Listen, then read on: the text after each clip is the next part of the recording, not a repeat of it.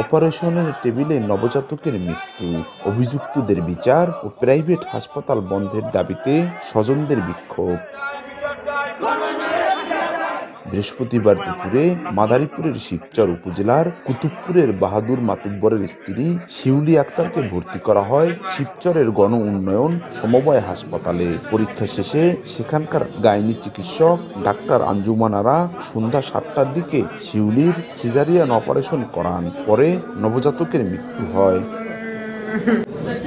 স্বজনদের অভিযোগ, বিষয়টি ধামাচাপা দিতে উন্নত চিকিৎসার নামে তড়িঘড়ি করে অ্যাম্বুলেন্সে করে নবজাতককে রাজধানী ঢাকার একটি হাসপাতালে পাঠায় হাসপাতাল কর্তৃপক্ষ। সেখানে নিলে নবজাতককে মৃত ঘোষণা করেন চিকিৎসক। এই ঘটনার বিচার দাবি করেছেন স্বজন ও এলাকাবাসী।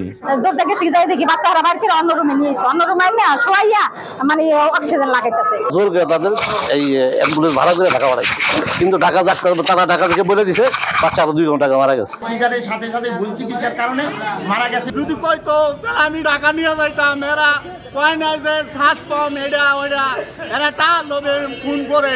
ঘটনার পর হাসপাতালের মালিক পক্ষ, চিকিৎসক ও নার্সদের অবরুদ্ধ করে রাখেন ক্ষুব্ধ জনতা। পরে রাত 9টার দিকে পুলিশ এসে পরিস্থিতি নিয়ন্ত্রণে আনে।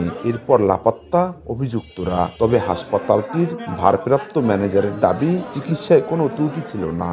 ভালো দেখে কিন্তু ওটিটা হয়েছে, ডক্টর এবং রোগীর সম্মতিক্রমে।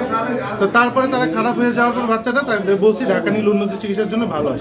তারা দেখছে বাচ্চা জীবিত ছিল, তারা সম্মতি জানাইছে। আমরা এনজিও টিপ যা করার পর্যাপ্ত পরিমাণ অক্সিজেন দিয়ে আমরা ঢাকায় পাঠাইছি। এ বিষয়ে জানতে গণ উন্নয়ন সমবায় হাসপাতালের পরিচালক ও অভিযুক্ত চিকিৎসককে পাওয়া যায়নি। এই ব্যাপারে আইনগত ব্যবস্থার কথা জানিয়েছে পুলিশ। সঞ্জয় কর্মকার, অভিজিৎ, সময় সংবাদ, মাদারীপুর।